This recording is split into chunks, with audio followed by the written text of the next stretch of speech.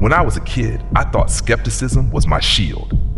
My family, we were the type to scoff at ghost stories, to roll our eyes at anything that couldn't be explained with cold, hard logic.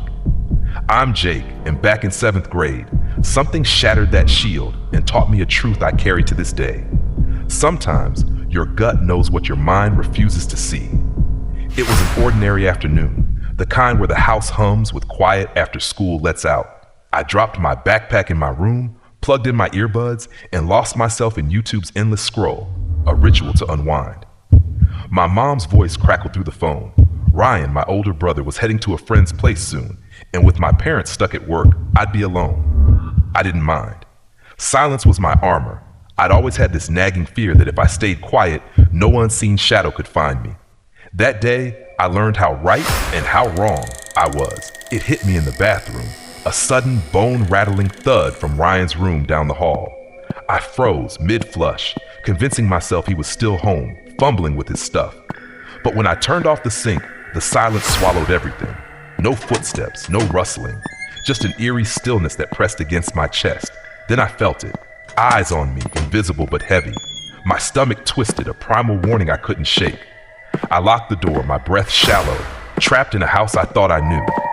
That's when the muttering started, low, guttural, a voice that wasn't Ryan's or Dad's, seeping from his room like a dark fog.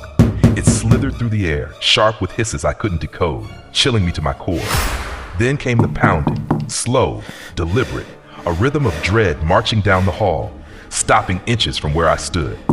I stumbled back, heart hammering, ready to leap out the window if that door gave way. The sound shifted, crashing down the stairs, the front door slamming, the alarm chirping its hollow alert. I thought it was over, but 10 seconds later, a frantic jab rattled the laundry chute, a tiny hatch that shouldn't have echoed with such fury. I stood there, paralyzed, watching it tremble until silence reclaimed the space. Hours later, when I told my parents, they dismissed it as a kid's wild imagination.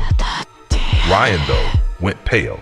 He'd heard whispers from the attic before, secrets he'd buried. We never solved it, that presence that invaded our home, but it carved a lesson into me.